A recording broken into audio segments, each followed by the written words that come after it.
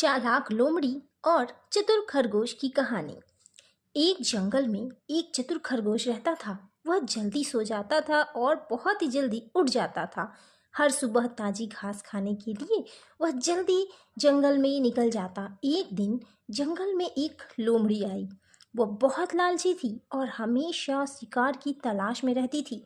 उसने जंगल में खरगोश को देखा और सोचा, आज तो मेरा भोजन पक्का यह खरगोश ही है।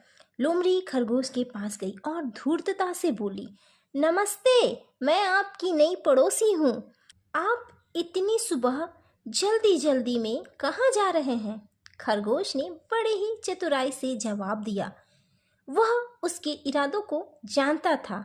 उसने हिम्मत से और साहस से कहा, नमस्ते, मैं राजा के महल में काम करता हूँ, इसीलिए मुझे जल्दी ही राजा के महल में पहुँचना होता है। लोमड़ी को शक हुआ, महल में? लेकिन आप तो एक खरगोश हैं, फिर महल में कैसे काम कर सकते हैं? खरगोश ने जल्दी में जवाब दिया, मैं राजा का अलार्म घड़ी हूँ। मैं हर सुबह तुरही बजाकर राजा को जगाता हूँ। लोमड़ी को उसकी बात पर विश्वास हो गया। उसकी आंखों में लालच चमक उठी। उसने सोचा, अगर यह खरगोश राजा के महल में जाता है तो वहाँ जरूर बहुत अच्छा स्वादिष्ट भोजन करता होगा। मैं इसका पीछा करूंगी और महल में घुसकर खाने का मजा लूंगी। खरगोश जंगल से निकलने का नाटक करता हुआ आगे बढ़ा। लोमड़ी उसका पीछा करने लगी। वे जंगल से निकलकर एक नदी के किनारे पहुंचे।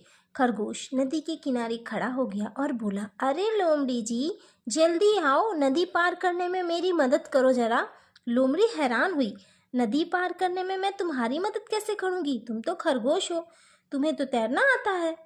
खरगोश ने मुस्कुराते हुए कहा, मैं अलार्म घड़ी हूँ, मुझे तैरना आता है। तुम मेरी पीठ पर बैठ जाओ, मैं तुम्हें नदी के पार ले जाऊंगा। लोमड़ी मूर्खतापूर्व खरगोश के पीठ पर बैठ गई। जैसे ही वह बीच नदी में पहुंची, खरगोश जोर से बोला, अलार्म बज रहा है, टाइम हो गया। यह सुनकर लोमड़ी घबरा गई और पानी में गिर गई। लोमड़ी गुस्से से बोली, तुमने मुझे धोखा दिया।